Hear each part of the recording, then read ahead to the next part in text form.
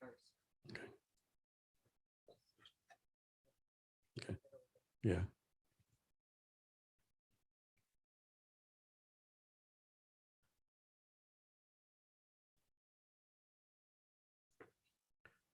Hello, and welcome to Jason Cabinets Experience. I'm your host, Jason Cabinets.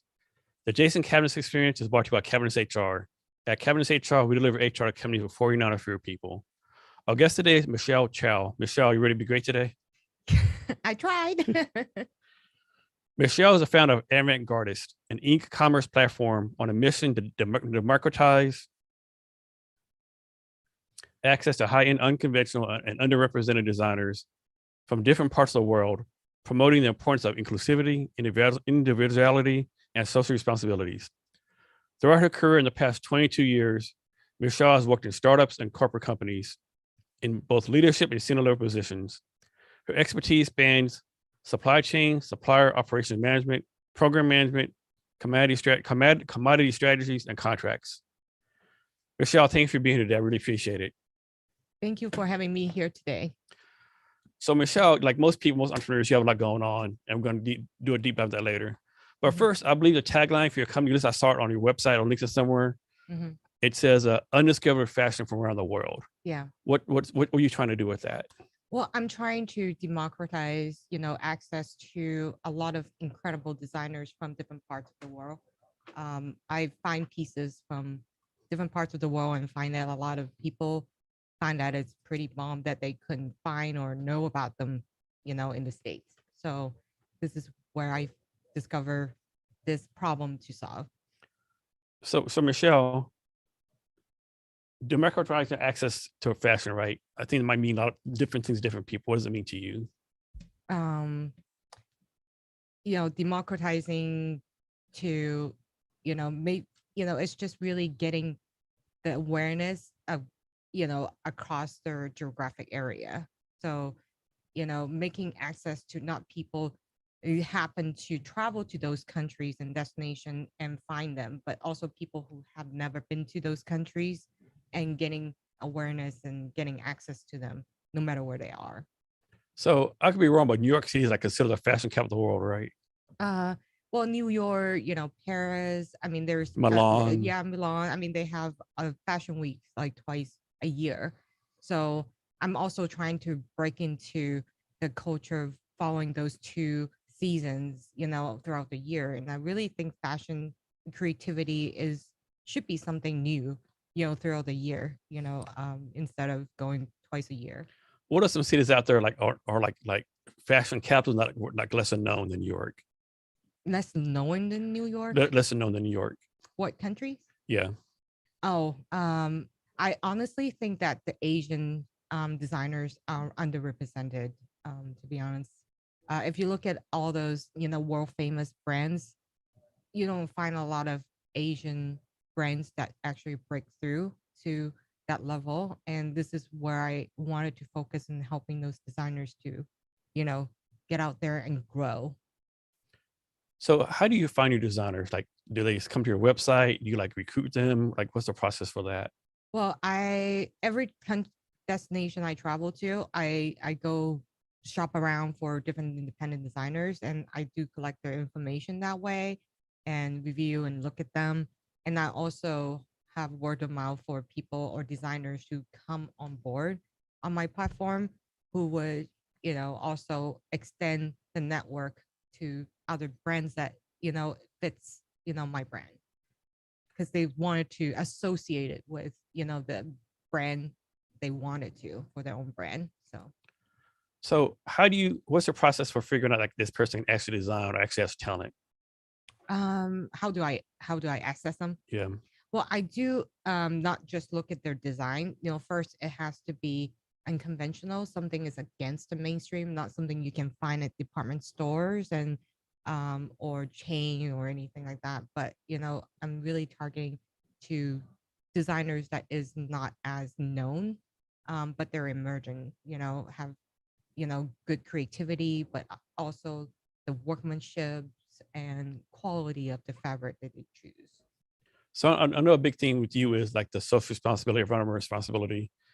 And I watched this TV show maybe a month ago, And they're talking about how people don't realize like how much textile waste there is in the world, right? Like Yeah. just like literally billions of pounds, whatever. Yeah. Can you talk to me about the importance of you being a socially and environmentally responsible company and try to solve this challenge? Yeah, I tend to focus on designers who, promote, sustainability and society responsibility because, we all own it and we all want to be a future for our future generations to come. So, some designers may have like limited ways, by, leveraging, utilizing the fabric instead of wasting them. Some are, really up and coming is using clothes, use clothes and create something new and one of a piece. And some designers create one piece that can wear 5 different ways. And some of them have different or special process, eliminate, harmful dyes, that hurts our environment. When someone designs clothes, is there a difference between designing like a silk shirt or cotton shirt or polyester shirt, or is the process pretty much the same? If they are different, I mean, every designer have their own, process. Some, have, you know, use the traditional way, but they use some other ways to support sustainability in different way. But not all of those fabric is being processed the same way. So when someone's designing like a clothesline, whatever, do they have to buy the materials out of their own pocket, or does like the company or someone else provide the materials for them? They outsource them, and outsource the fabric and from different countries, or some of them actually manage those whole process and do it by hand too. So there's some craftsmanship and their own dyeing, special dyeing process. So next, how do you become involved in the world of fashion? Because I think most people, when they're kids, they grow up. When you're a kid, like you want to be like a superhero or a fireman or something else, a singer or a movie star. How do you come out to be like I want to be in fashion? That is something that I always wanted to do, but I never really think about what my passion was until pretty late in my career. It's just one of those experiences. I went on a Disney cruise with my daughter. I saw all those staff smile is so genuine. They actually smile from the bottom of their heart. They really in love with their job. And I start thinking like, oh my God, wouldn't that be cool if I do what I love and love what I do every day and really enjoying doing it? So, I start going back to, what I always wanted to do, but I know I'm not a creative material, but I know I always wanted to be working in fashion. So, you know, and it just because of my travel experience and what I got compliment for, when I come back from my trips, I thought there was a problem that I actually can solve. And further, as I do customer discovery, talking with designers, I realized that designers having their own challenges too, because it's very difficult and expensive to get the names known out there. If they're attending fashion shows or exhibit, it's cost them a lot of money and not even guarantee the rate of return of their investment. So I thought, this is where I can help out and being kind of their advocate, to help them grow and, increase awareness of their brand, building engagement with audience. And so really take them, across the border, wherever they are located.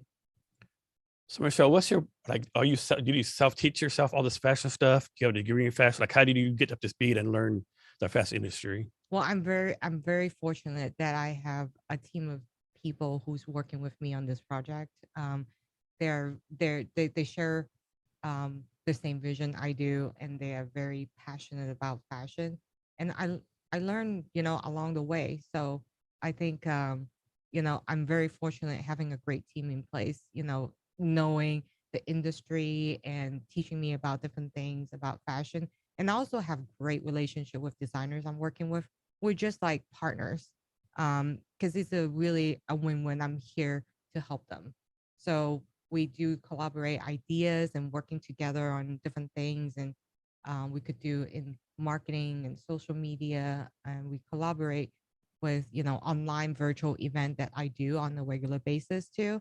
where I get designers in front of a camera live, and interact with audience and showcasing their exclusive items that they design for avant-gardists, or some are not, but they are, you know, there are exclusive items that is exclusively designed for us. And those interaction, it's all about storytelling, right? Who they are.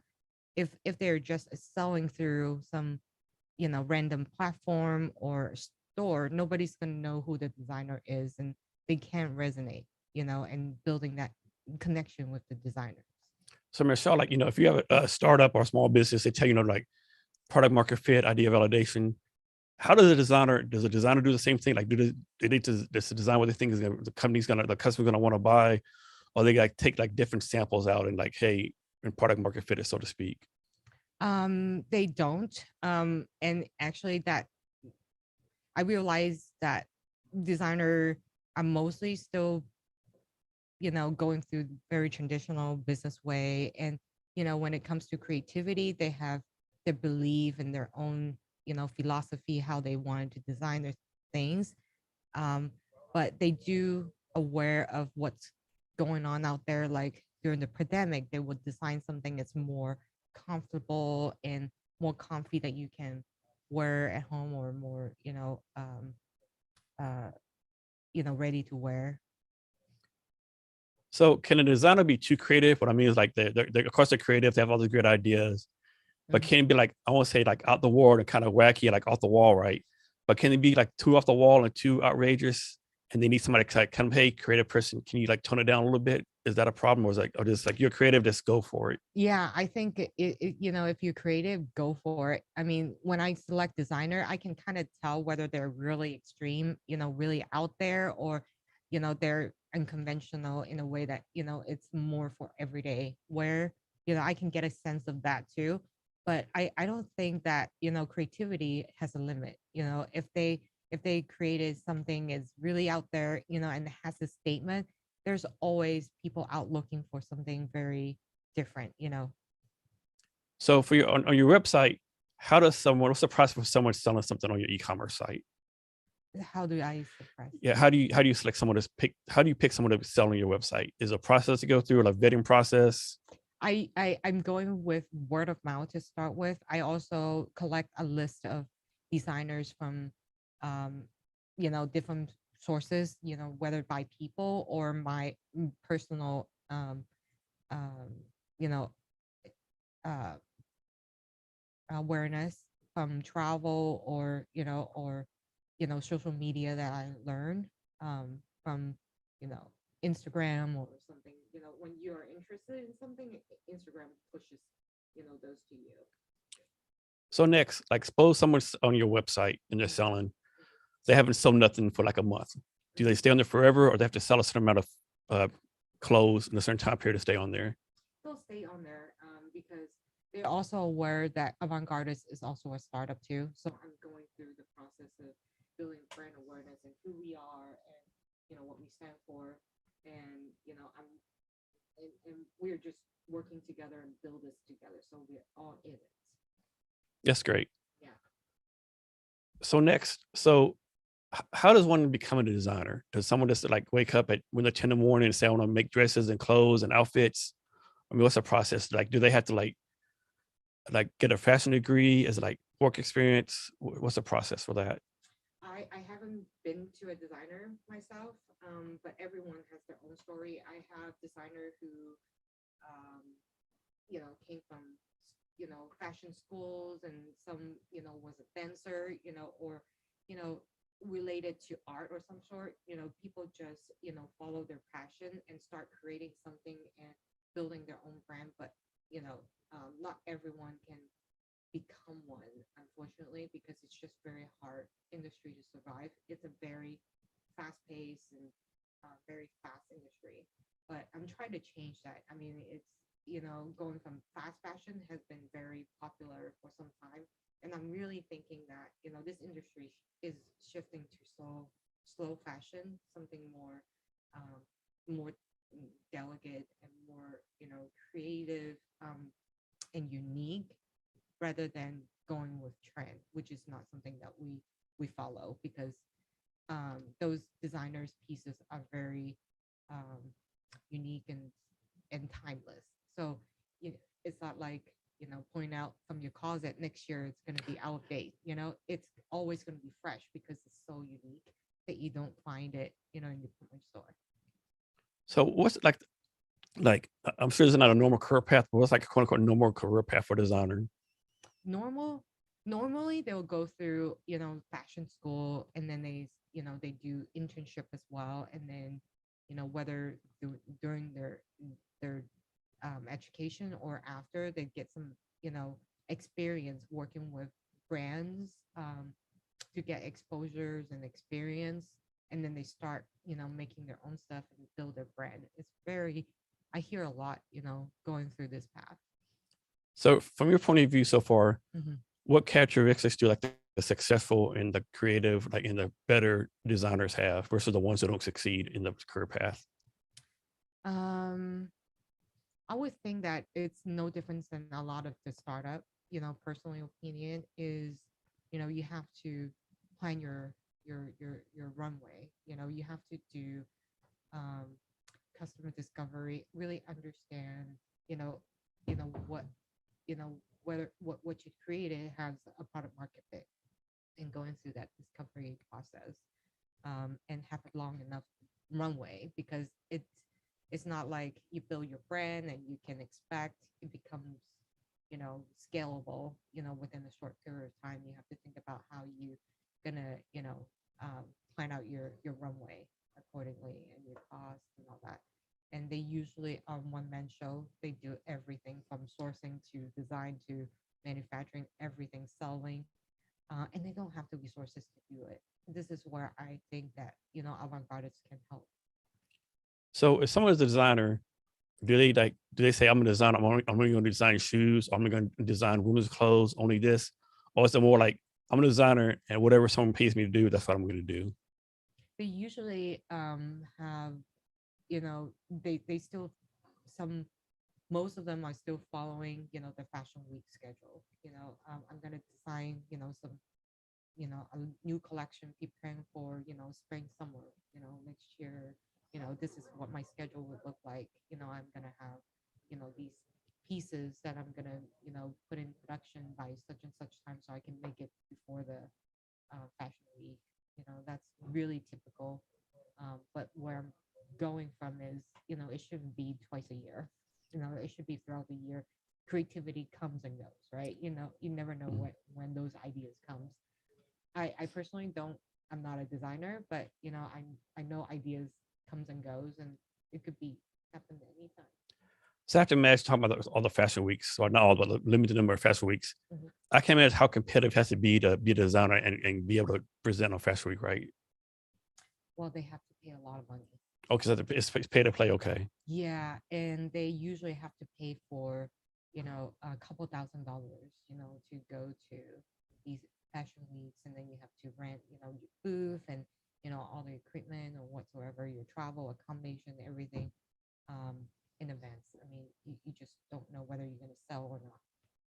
Um, so that's where I feel bad, for designers. If you wanted to get known and get noticed, you have to get on the runway. And there's a lot of designers that are out there that, the runway can accommodate, for one, and two, its resources. So of course, like I think, and I could be wrong, correct me if I'm wrong, but I think a lot of like high-end department stores have their own designers. But if stores like we'll say like Kohl's, Costco, Ross, do they have designers too? I don't think that they do. Okay. They actually bringing in brands, that is known already. I mean, they do have the ability, to negotiate super low, like, wholesale price, and they can return stuff back to the designers if that's not sold, or they have very harsh term for people who wants to sell through them, and that those brands usually are already at scale, already known, that you can have that level of resources to support. So is this like any industry, like they're like the top 1% of any industry, like they're well known, millions of followers on Instagram. It is designed the same way, like there's like top 1% who has a lot of followers, make a lot of money. everyone else, like I won't say struggling, but like, like not great in the career. That's the same process. I'm not sure if I follow that. So like most career paths, whether you're like a software developer or whatever the case be, like 1% is making all the money, Mhm. have a lot of followers, like pretty well known. And the rest of them know, like not struggling, like they're just working 9 to 5. That, it's the same with designers, like the top designers are well known. Everyone else is like pretty much like working day to day. I think a lot of it is, it's about network and who you know and who you associate with. I mean, if fresh grad came out of school, if you say that in any career, if you say that you intern with, McKinsey or famous designers, you're gonna get, noticed a lot quicker, because you have a good looking portfolio, and I think it's an easier way to get on a faster track. But it's very tough to get on top of there. It's all about who you know, I think. Pretty competitive then. Yeah, it's very, very competitive, particularly on the fashion designer field. A lot of people are interested in it. Um, Not a lot of people actually become one. For those who actually become one, it's not a lot of them become successful. Who determines what is quote unquote in fashion? Like who determines that? Is like some big fashion board somewhere that says this color's in this season or this is in this season, or just is a market determine what's in fashion?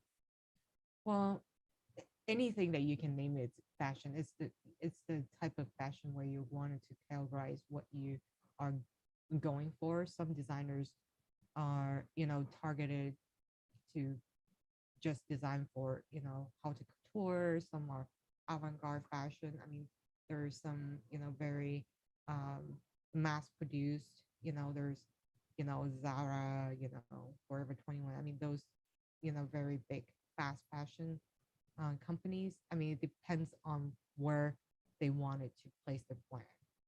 It's every designer has a different inspiration. So Michelle, what excites you about the fashion industry right now? Um, I think it's the creativity that I get to see, and you get to see something in it's not so ordinary, like boring. You want to celebrate, something very different and creative. I really like that, freshness and newness is something that surprises you, and um, you don't expect to see.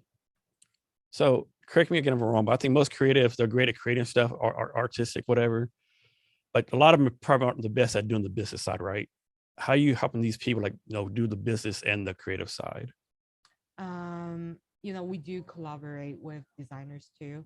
And one way that I'm, planning to do is having designer to designer, community too. So where everybody shares, their own ideas and actually can do collaboration between, those friends and, helping each other, learning from others. And a lot of times it's just, one single idea can branch out to something else. It's all about um, collaboration and create something, you know, A plus B, and then, create a C. So I can't think of the name. There's a show that comes on Bravo, where like they have like this bunch of fashion designers, and they get judged by famous designers. I can't think of the name of it, but is that a realistic showing of designers what they go through? I personally didn't see that. Personally, do you see that a lot? Yeah, my wife watches a lot. I can't think of the name of it. It's like, oh, man, I can't think of the name of it. But there's like they show like the stress of like trying to get ready. The guy will say, "You ever show in like 30 minutes? Have 30 minutes, like put some kind of design on stuff right there." Mm-hmm. And the guy walks around giving suggestions. Sometimes they take the suggestions, sometimes they don't. Mm-hmm. It's like almost like so the voice on TV, like the Mm-hmm. something like that, except for fashion designers. Yeah. I think it doesn't matter whether you're a fashion designer or you're in other fashion. I think, taking constructive feedback is always a way to make yourself better, and seeing things that you don't see. It's all about creative.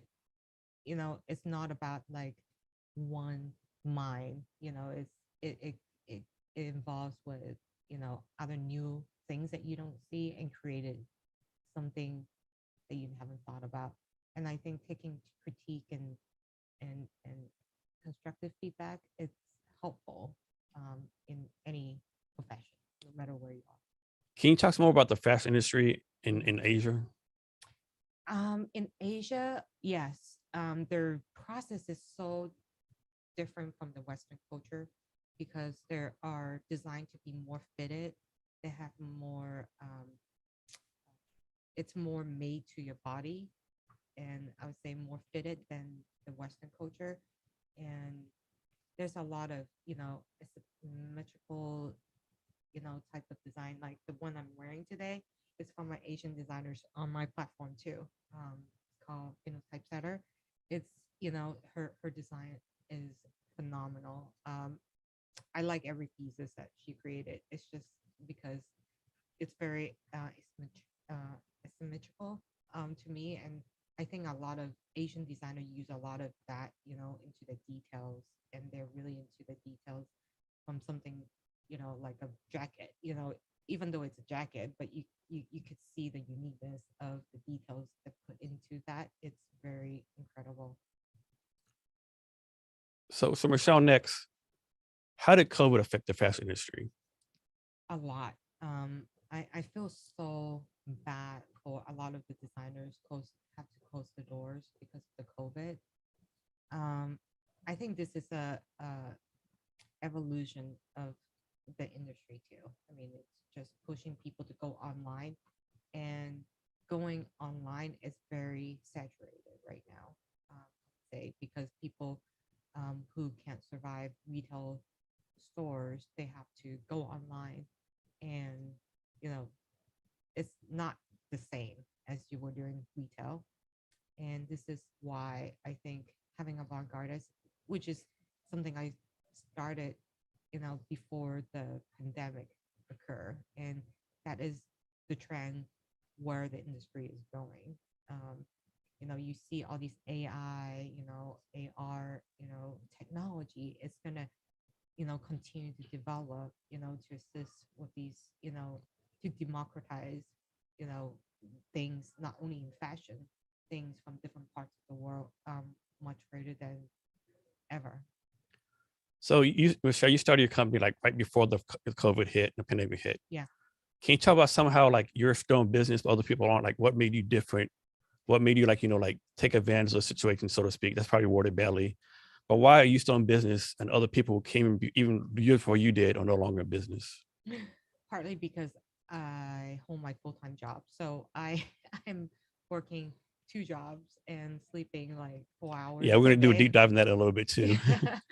So I don't sleep a whole lot because I have two jobs now. That's the way how I survive. I think I learned um my business a lot greater in depth as I go from day one. I think I know a lot more in fashion than what I didn't know about. And you have to adopt, the way of doing business is also different in the creative world versus in, a corporate world.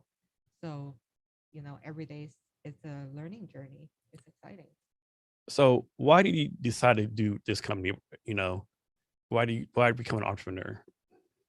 Um, I always wanted to start my own business. I'm very passionate in fashion, but business is something that I always know that is part of my strength, and I love business. I mean, I'm not a big fan of reader, but I buy a lot of business books just because I'm interested in business. So I always know that I wanted to become, you know, uh, my own boss at some point. So you still have your full-time job and you work on the bigger corporation in Seattle. Talk about process like, you work for this big corporation and talk about what's the process like, do I quit the corporation, go full-time to startup? Do I keep the corporation job and like work two full-time jobs? Like that had to be like a mess, like you're going through, like how do you decide all that? And like, how do you decide like, all right, I can survive on 4 hours sleep a day? I actually been raised that way. When I was younger, I used to work full time when I was going through my college all those years. So I'm pretty used to, you know, getting a lot on my shoulder at any given time. I just can't, stand this routine, 8 to 5 kind of thing. I need to continue to be challenged, and I need to be, you know, stay very busy. Yeah, I'm I like like, you. Like, I don't see how people like work 9 to 5 and just go home and do nothing, right? I like, yeah, how can yeah, you do that? I don't. I mean, we're not built that way. But exactly. I mean, that's some people are like that. So I don't know. Yeah. And my energy never drained for whatever reason. And people are like, how do you stay awake, when you only slept 2 hours last night or not even sleeping at all? I just don't know. I just keep going. I think that's where my passion is, because I love what I do. So I don't feel tired. I always energetic. I don't shut down unless I shut down my computer. Sometimes my mind's still going. I couldn't sleep just because I'm still thinking about work. Yeah, I'm jealous of you. Like, I need like 6, 7 hours a day. If I do like 4 or 5, I shut down like for 4 days. 6 hours is a luxury for me. I don't get 6 hours of sleep a lot. But you get a lot done though, I'm guessing. Yeah, yeah. And I love it. I love to keep myself busy. I love seeing, what is being done, after all this hard work. I enjoy it. So what would have to happen to your startup for you to quit your corporate job? Are you saying yourself, if I get the X amount of revenue per year, or is there anything out there where you say, okay, I can do this all time, I can quit my corporate job? I think at the point when I can afford to pay my team fairly, and also pay myself a salary to make a living, then that's the point when I wanted to quit my full-time job. Okay. And is there any overlap between your startup and your full-time job? Like the same skills, anything like that? I think a lot of it is business acumen Mhm. skills, really assessing your risk. It's a lot, not direct role, but it's those business sense and acumen that I learned over the years in business, whether in a startup business I worked for before or in the corporate world. You just grow. I mean, if I start this business when I first came out of college, I might not, be survived right now. You don't know. Yeah, that's definitely a stereotype that I believe is not true. Everyone says, Mhm. oh, the startup people from Stanford, 21 years old, I found that so untrue. It's more like people like our age, like Yeah. been around the block, so to speak. Yeah. Another thing about too, like I try to tell people, like, I have like crazy focus now, crazy energy, right? Like when I was in my 20s, like now I get up on my age, I'll be like older to crap on the rocket chair. But like now I had so much focus and energy, right? I'm always going, going, going. I'm doing this, I'm doing that. I'm sure Yeah. you're the same way, right? Yeah. Yeah. Exactly. That's how I am. And I'm used to.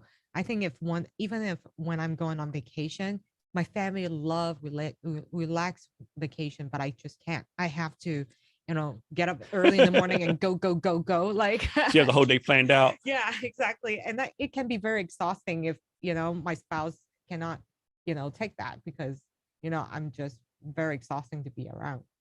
So I know you do a lot of traveling, both for fun and for your job. Yeah. Can you talk about some of the favorite places you've been to? Japan Japan. is my favorite so far out of all the places I visited. Well, besides Hong Kong, where I was born and raised. Japan has very, very nice culture, people. You'll enjoy even walking down the street. You see everything is being packaged really nicely, um, and good quality and very creative. Um, I love Japan most in everything. If I have to pick one place that I want to live, I think Japan would be my top. So totally random Japan story. So I was in the army, and we were stationed with my family in Seoul, Korea, my family, like 3 years, right? Mhm, Once a year we go back to the States to visit family, right? mhm. So every year, my only experience with Japan is is the McDonald's in the airport, right? And like Uh, every time we go to McDonald's, it matters 2 in the afternoon, 2 in the morning, there would mhm. be at least 200 people in line at McDonald's. And KFC Yeah. too. It's incredible. It's like, and everyone says the best McDonald's in the world. Like, it's just insane how the line was. Yes, yes, it is. But I actually stay away from those places when I go visit. Yeah. I like to go to very, very Japanese style restaurant. I try different type of cuisine, there, there's different type of food in Japan. And I have very exhausted list of favorite things in Japan I wanted to eat. So is there a place you traveled to where you actually had a lot of fun? It was a good time? But most people are like, you had fun there. Like, how is that possible? Like I would never go there if you actually had a good time there. That's a great question. No, I think, all those places, I think people in general, people around me, love traveling too. So um I think no, I haven't traveled to any destination that is kind of, you know, Off the wall, so to speak. yeah. I haven't yet. But, Do you I have want where do you want to go travel to next that you haven't been to? South Africa is Okay. one. South Africa, living in a safari is another experience. It's very exciting. Do you happen to know Nick Hughes from Founders Live? Yes. So he's on a podcast. He told me South Africa was the favorite, Johannesburg was the favorite place he's traveled to. Oh, is that He said right? that was like his favorite place ever. Yeah. I've seen pictures and I asked my husband to look into it at some point, but maybe at some point. It's not cheap. If we wanted to go on a nice trip to Yeah, South Africa safely, it's not cheap. I can imagine. And so you came to the United States from Hong Kong at age 14. Yeah. Yeah. Can you talk about how the so-called immigrant experience has helped you be a better entrepreneur? Can you hear the time like in Silicon Valley that a lot of investors mhm, prefer to invest in immigrants because they have the drive and mhm, they're not spoiled and mhm. don't take stuff for granted. Yeah. It was a very tough experience for me because when I moved here, my parents still in Hong Kong. Um, my dad used to have a business in China, and they still have a lot of things to settle before they moved. So it was me, my sister, and my cousin who got here first, and not having your family, and then we stay with our aunts before, which we didn't have very good experience because of my uncle. So we moved out of there and being in Seattle, living with a guardian because we weren't old enough to get our own place, and we have a rough experience too living with them. So I have to walk out and get my own groceries. And how you were 14 when this goes on? Yeah. I had a very tough start. And so y'all came to Seattle because you have family here, the Guardians, or just a random city y'all picked? It was I had a family in Texas, and that's where I started. But after 2 months, I moved to Seattle, staying with my dad's friends, friend, in Seattle, so they can be our guardian while we were in school. And And your parents are still back in Hong yeah, Kong? they were still back in Hong Man, Kong. that's a big move right there. Yeah, that was moving from one place to another part of the world is tough itself. I still remember I went to restaurants and look at the menu. I didn't even understand the menu. Yeah, I'm curious what the thought process of your parents like, hey, I'm gonna send my kids all across the world. Like that had to be like an agonizing decision. Yeah, that was something that they planned for Mm. years. They applied for, the visa for 11 years before it actually, come to our turn. Because we're going from, relatives, sponsorship to come here.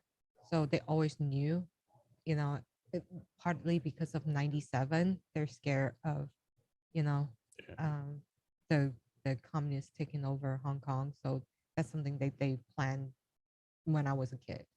So I'm somewhat ignorant on some things. So Hong Kong is actually a part of China, correct? Yeah. And so I'm presuming the language of Hong Kong and China is the same.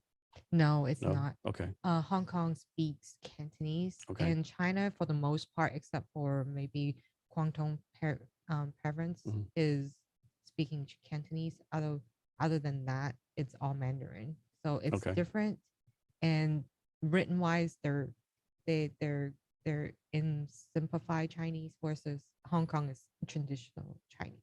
And Hong Kong used to be under British rule for the longest time. Yeah, Then they're independent, yeah, or they gave it. I always gave it away, but then they like transferred to China rule or something like that. So a bunch of politics and yeah.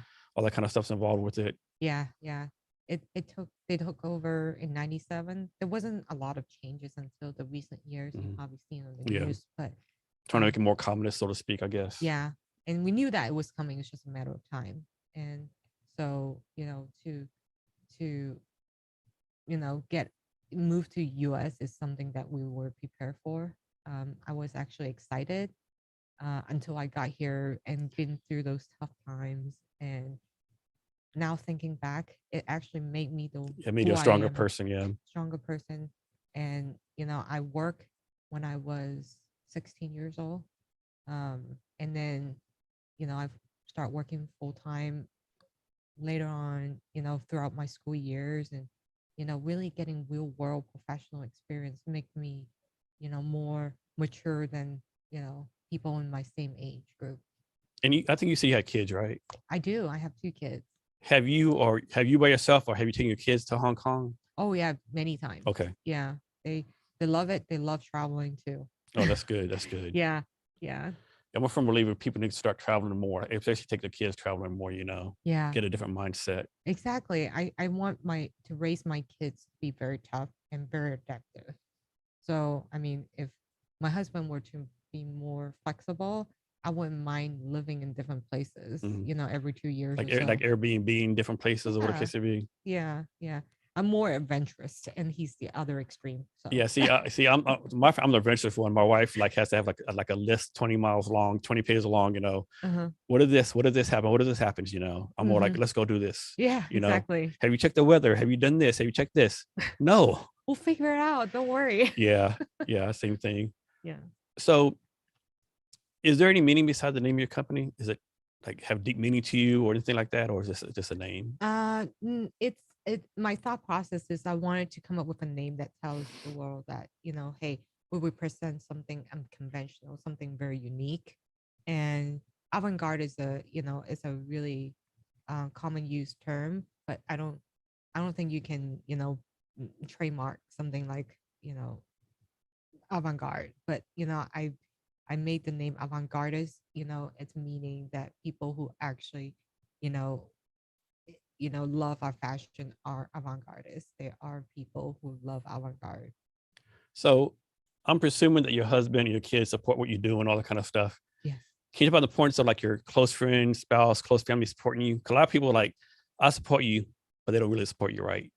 Can you talk Yeah. about the points of that? Yeah, I can tell you that besides my husband, I don't think anybody really support me in my family. Unfortunately, they feel like that. Well, Like the tip. they don't get it, right? No, they don't, and they wanted me to stick with my corporate job. You're making comfortable life, and why are you working yourself like this? For something that's not realistic. And they don't get it. And my husband is very supportive of what I'm doing, and he would encourage me sometimes that, you know, um, if they can see what your vision is, they would have done it themselves, or or they're entrepreneur. So there's got to be something that you see nobody sees, and you believe in it and just try it. So you don't leave any regrets. So, are you bootstrapping this? I am. Are you planning a fundraising event? So you're going to try to bootstrap the whole thing? What's your plan with that? I'm planning to take the business to a point where I'm scalable and start raising funding. So I'm trying to bootstrap as long as I possibly can. So how you do with this, right? I think a lot of entrepreneurs struggle with this, right? So they start fundraising or whatever, and they pitch or whatever, and they have a vision of a company, but they have a challenge telling the vision to the investor, right? Mhm. How are you going to make sure you tell your vision to the investor, so to speak, that they get it? How do I tell them about my Yeah, how business? you make sure they get the vision for your company? Well, you have to show them, this is, what the customer is saying. This is what, the demand and customer pain point is. You show them, um, you can prove them that there is people are interested and they're buying, there's a product market fit. Here's the growth. This is why I wanted to take the business to a point where it's scalable before I raise funding. So I'm not, spending time pitching, 200 companies and getting $20,000 in funding. You know what I mean? Exactly. So there's a show that comes on TV called there's a singer named T-Pain has a show on TV called T-Pain School of Business. Mhm. I watch that on a regular basis. So like a week he follows this lady out of Brooklyn. Her show, her company is basically, all the thrift stores or secondhand good stores. Mhm. They put all those clothes in an app, and people like go on the app and like say, whatever. And they say, okay, what you want is in like, Denver, Colorado, whatever, right? Mhm. And she said she spent like a month in Silicon Valley like, trying to pitch it and got nothing, right? But then, start having revenue and stuff, and people start calling back, oh, we get it now. We want to invest now, right? Exactly. And looking at Elon Musk when he started, his, empire, nobody actually agreed with what he was doing, and he get a lot of criticism um, for what he was doing, but he keep on going down what he believed in. He's actually, became very successful. But imagine if he took the advice from people, oh, don't do that, or this is gonna fail. There won't be, Elon Musk. Yeah, I remember, I could be make this up. I remember seeing where like Harold Schultz, he was saying like, the first 1,000 people who talked about investing in Starbucks making bigger all said no. It was 1,001 person said yes. Yes. And those are, probably the that's why they become a unicorn. Yes. Um, think about some lessons you learned so far in your entrepreneur journey.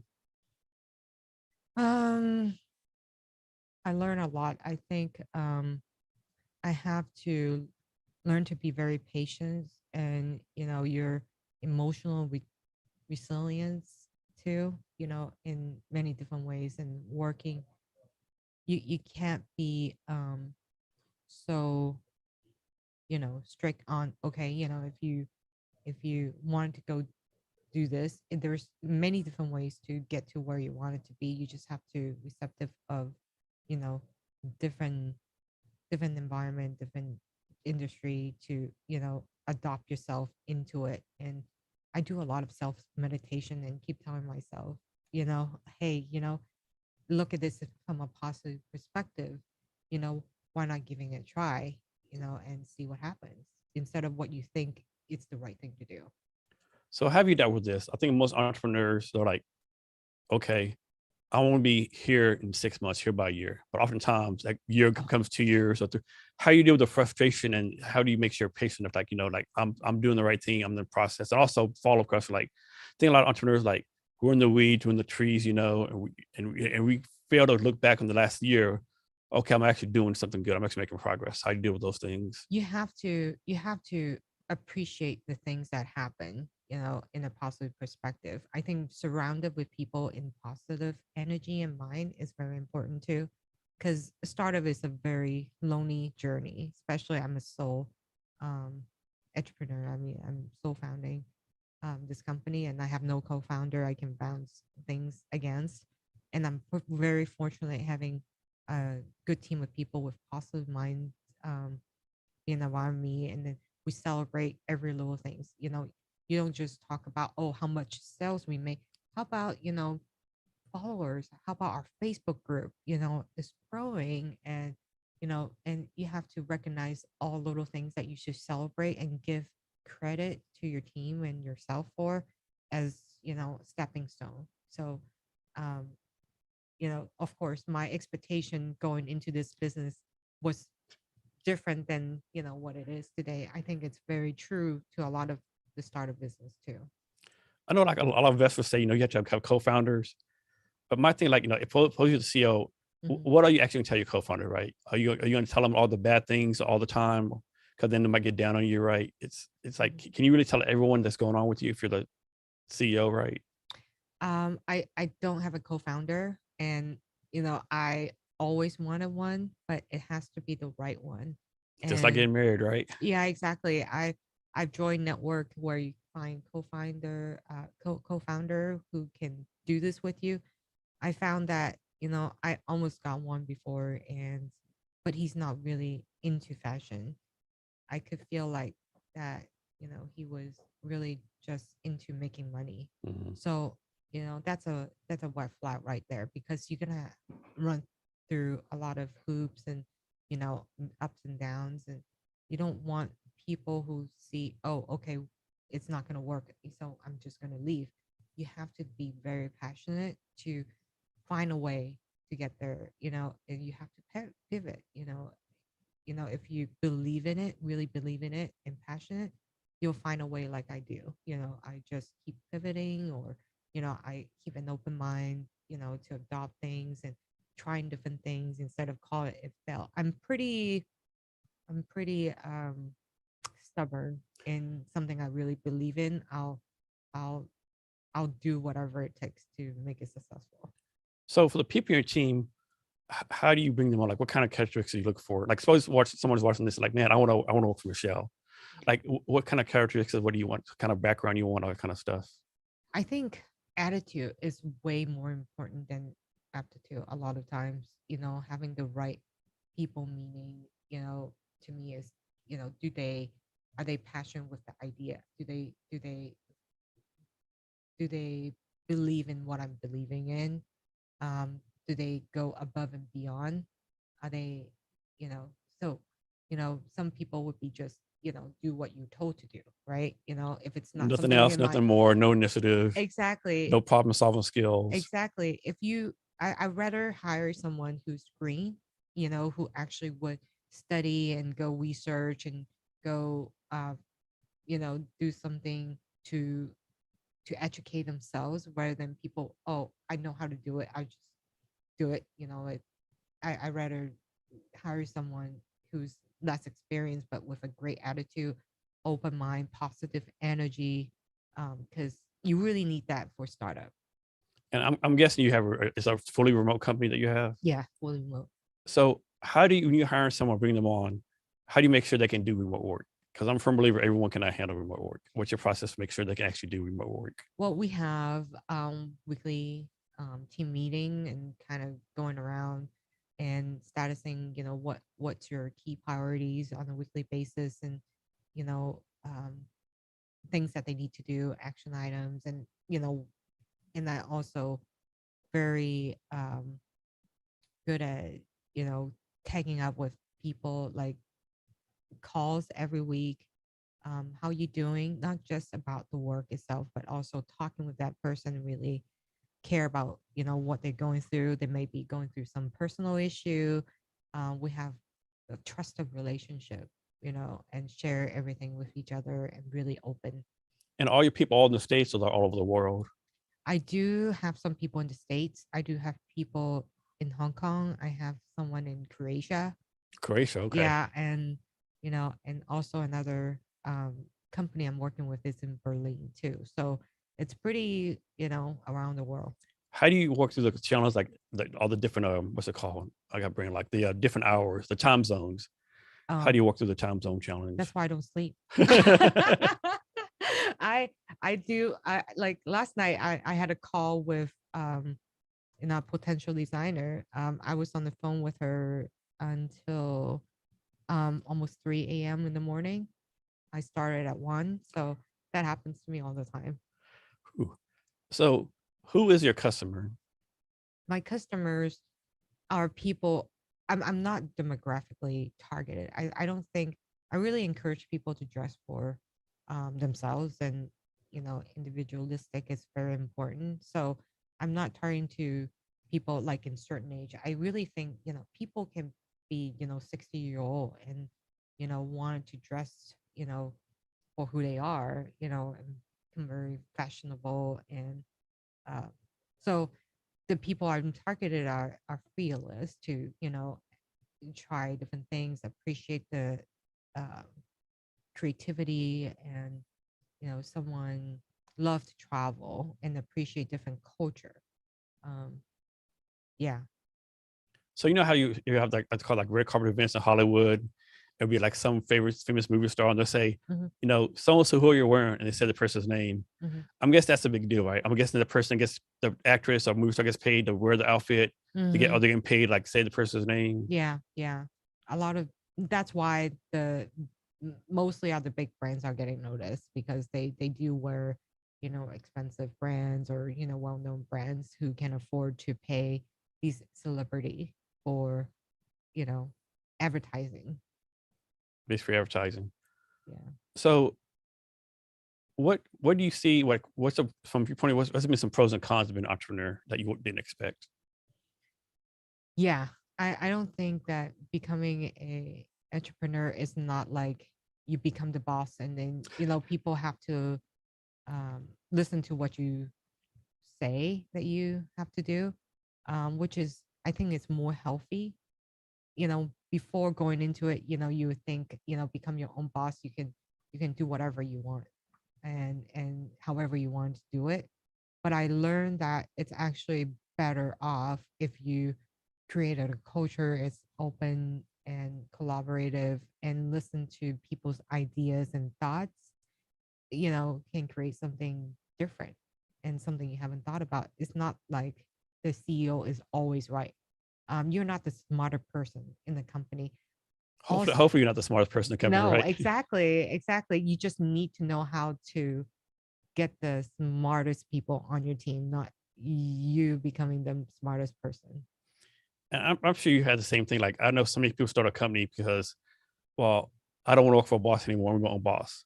Well, Mhm. you went from having one boss, that corporation have like, you know, 10 employees being your boss, your customer being your boss, vendors being your boss. I think a lot of people miss that part. Yeah, and I don't think that it's healthy, no matter where you work, to be honest. But of course you have to answer to, your boss, in a corporate world where you don't have to answer to anybody, as an entrepreneur, you don't ultimately you still make the decision for your business.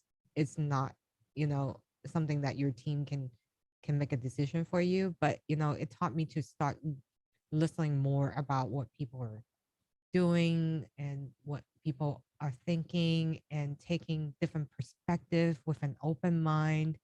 um, that is a learning process for me, and it's eye-opening. I learned something new that I didn't know about. So So, Marcel, how do you do this? Like, let's suppose you have 100 things to do tomorrow. How do you make you focus on things 1, 2, and 3 versus going to number 87? well, I have to I bought this like performance um uh planner, off of Amazon, and keep my key focus on the top. There's everything is hot, everything is important, right? You just have to pick your priorities. What's the most important thing for me today? And if I committed myself to do it, today, I'll stay up and get it done. I mean, same thing I do for my job too. When I have things to do, I'll do whatever it takes to work on weekend or night, to get it done. So, Michelle, you're a wife, a mom, entrepreneur, corporate job. I'm sure you're doing other things that we haven't talked about. How do you make sure you actually take care of yourself? I actually don't. That's my same. That's the same answer too when I get the question. I suck at this. Yeah, I'm really stuck at this because I always tend to satisfy other people first before myself, because I know that I'll be okay. I just do self meditating, and I'll be fine. But I have to be the best of who I am to other people. That's kind of my problem. I don't know if you believe in psychic, but every time when I go, the number one thing they always tell me is it's okay to take time for yourself. I was, wow, did you know? I do feel guilty when the moment like the holiday, I spend a lot of time with my family, and I didn't spend much time, working on my own projects, and I feel really guilty. I mean, that guilt gets to you whenever I'm not working, I feel guilty. If I go out for walk, oh, I could have spent that time Yeah. working, Or you watch a TV show and oh man, why did I Yeah. watch the TV show for? Yeah, exactly. So, um, and this might be different for you since you have a corporate job. Like like most people, like talking about Elon Musk. He works 100 hours a week. Some people only work 9 to 5, and an entrepreneur. I have a friend who works 21 days, take 3 days off. How do you do your schedule? I don't have a schedule. I do whatever needs to be done, Okay. whether it's weekend or night.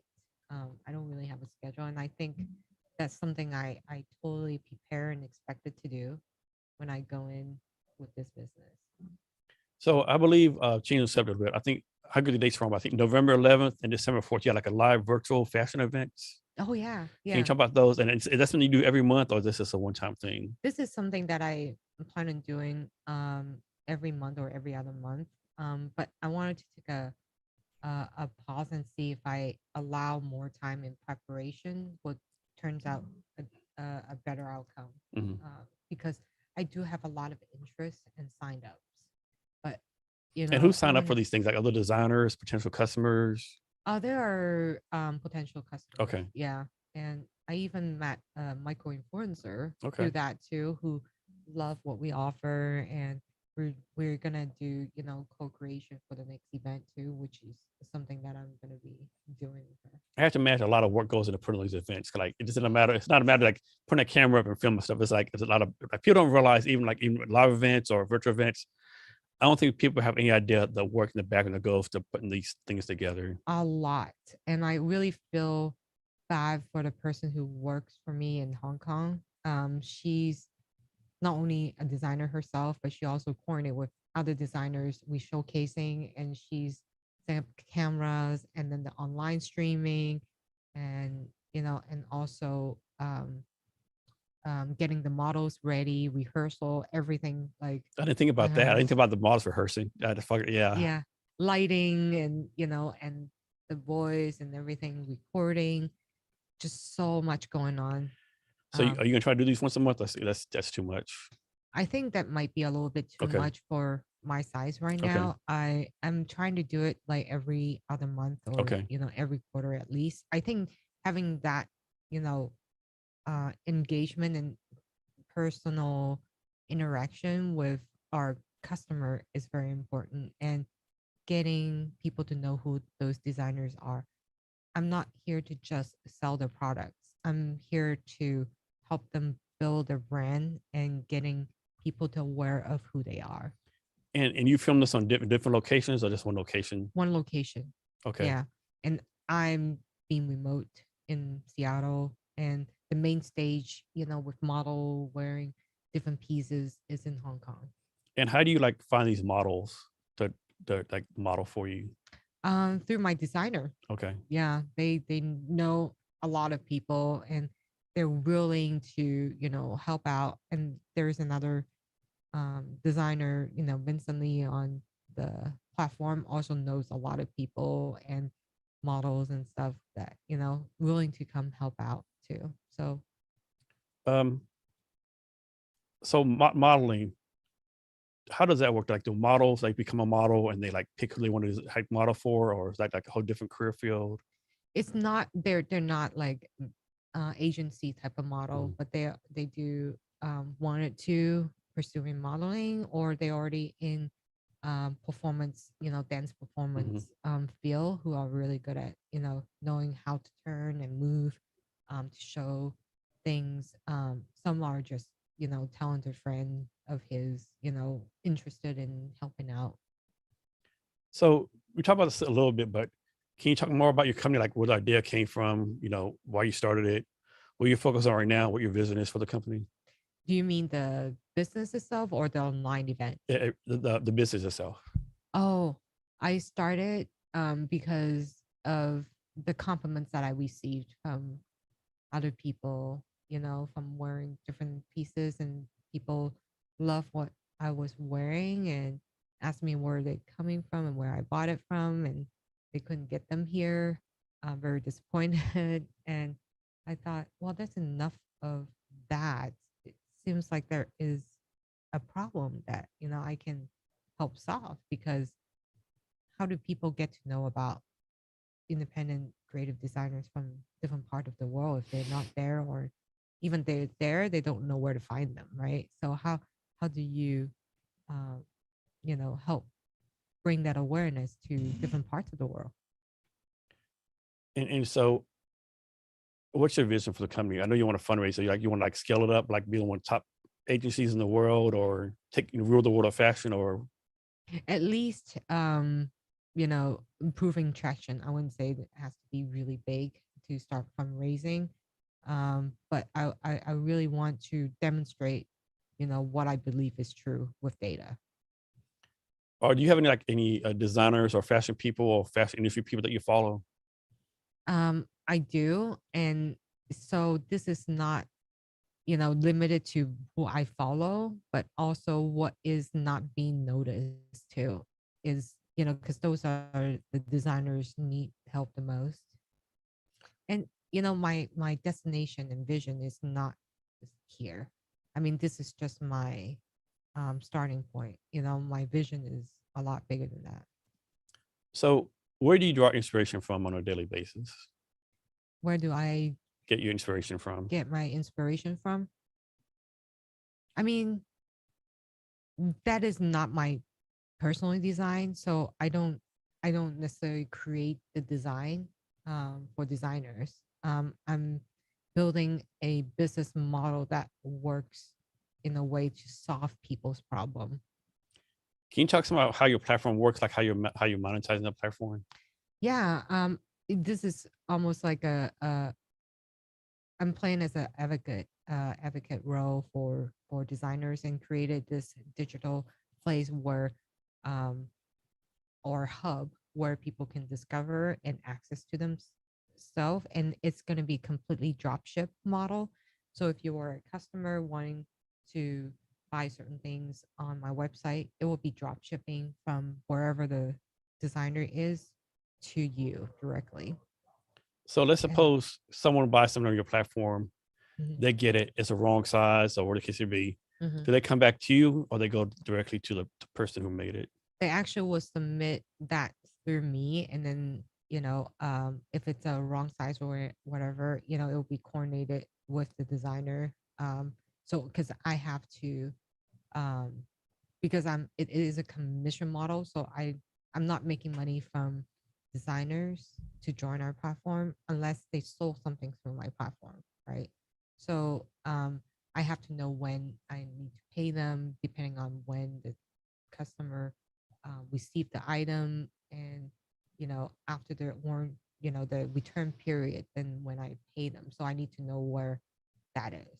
So I think you talked about this before, but can you talk more about how you make sure like what they say they're selling is actually like high quality, high end, like all that kind of stuff? Like what's your process of that? Because obviously you can't go to every design location and feel it yourself, right? How do you make sure they're selling what they're saying they're selling? I do ask for two sets of outfit as sample to me. Um and I'll do look at the workmanship and the fabric and everything, and make sure that it's not something, very cheap and not doable. Then I'll keep those pieces for content creation, or influencer campaign, that people get the free pieces and they can create you know um, their experience and post it. Do you have a favorite fabric or favorite cloth that you like your clothes to be made out of? Like you have a favorite Personally, I love cashmere cashmere? just because I I like the comfy feeling. But it doesn't matter what it's made out of. I think comfortable, and softness is very important. I didn't care about that when I was younger. It's all about style, right? And then you'll learn over time that, oh, after one wash or whatever, a few washes, it's not the same anymore, and then you have to, throw it away. So that is not very sustainable. And I want something more timeless and something durable. I can keep it for years to come and it's still fresh. So you have your e-commerce platform. Is there anything different about your e-commerce platform for like the tech piece or data or apps, anything versus another e-commerce platform? This is something that I'm going to grow into, is, leveraging data to um, find better pieces for better satisfaction, customer satisfaction experience. But because I'm bootstrapping right now, and resources are very Yeah, limited. all the AI stuff Yeah, sounds sexy, but it's expensive as hell. yeah, it is. So I mean, ultimately, I'm gonna have to leverage technology to get to my vision. Do you see something where like AI like picks clothes out for someone down the Oh road yeah. or I mean, right now, I mean, there's a very basic level that, it's being done on, whatever e-commerce platform you use. There's some very basic ones, but it's nothing near, where we need it to be. But there's, AI and there's AR that you go into, and it's always my vision wanted to, get people to see what they look like before they buy it. Um, that's part of the roadmap. yeah, I think people have like some people know how big AI is gonna be. I don't think most people know realize how AI is gonna take over the world, right? I know there's a startup out of Boston called Everjet, and they're using AI to like do dental exams. Yeah. Yeah. You're like, what? Yeah. There's a lot of companies out there is developing different technologies um that is really creative and mind blowing. So um I don't think that I'm gonna be there for a period of time, but it's gonna be there someday. So Yeah. So Michelle, is there anything I should ask you that it didn't, or anything else you want to talk about? um no, I think you get it covered really well. And if you have any additional questions, let me know. Yes. So I forgot to ask you this during our pre-talk, but do you have like any gifted resources to give away? Some people do, some people don't. I do sometimes, like, for example, like Cyber Monday, I do a little giveaway for, tagging your friends and whatnot. And I'm also, looking for, the right type of influencer, to do some collaboration where I'm giving out, free items for them, as opposed to, you know, paying them, So it's got to be some, micro influencer or people who wants to support small businesses and independent designers. So Michelle, can you share your social media links with everyone for you and your company? Yeah, my handle is Avant Gardist Inc. It's the same across all the social media platform, all the major ones that you can think of, like Pinterest, IG, Facebook, Twitter, TikTok, all those the same. So I really like your Instagram. Are you the one taking the picture of Instagram, or you have someone doing your Instagram for you? I'm having people to do my Instagram for me. It's mostly our, designer generated content or content that, you know, we find, we look for designers um, who are creative, and we wanted to um, tell our audience about who they are on our Instagram, or, pictures of our product in our shop as well. And we're gonna have more contents gonna be created for the upcoming collection from couple designers. We're gonna have some videos, and we're gonna have some behind the scene, what it takes to prepare for it. It's gonna be exciting. Yeah, I don't know if it's the right term, but your Instagram definitely pops off the page, so to speak. Yeah, yeah, It's really good. yeah, and Wheel, you can see, Wheel as well, some of the videos. I think people are really, I think, getting very short on patience. So you have to keep it really short Yeah, in a way I that you want it can now. yeah. I want to be entertained now. Yeah, exactly. Keep it short and sweet and get my attention, or else, I'm just gonna just go to the next. Are there any upcoming designers that most people don't know about? Oh, there's plenty. You're gonna have to follow me to see them. Do you have a favorite designer? Oh, too many to name. So um you will see my pick, as because all the designers that I like, is gonna be on my platform for Mhm. sure. Because I personally create them. So designers, like if you have a regular job, like your corporate job you have, Hmm. I'm sure you have a 401k, benefits, whatever. Yeah. I'm guessing designers don't have that, do they? No, unfortunately, no, they do not, and they're bootstrapping like I do. Mhm. And they don't have, mostly don't have necessarily a full-time job to keep their business moving, and so many of them are struggling. Yes, that's unfortunate. Yeah.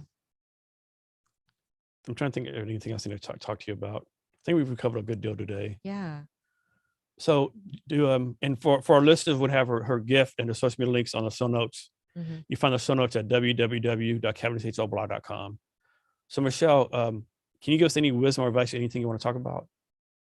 I just think that for people who don't know who I am, please check out, our shop at, shop.avantgardist.com. And I'm also launching my website, um, avantgardist.com shortly. It's, just in the final stage of, getting that finalized. And you'll see, some of the creative that designers have created and who we are, our stories and whatnot. in our webpage, and you can connect with us at info@avantgardist.com. Michelle, thank you for your time today. I really appreciate it. No, I appreciate the opportunity. It's my pleasure talking with you today. And to our listeners, thank you for your time as well. Remember to be great every day.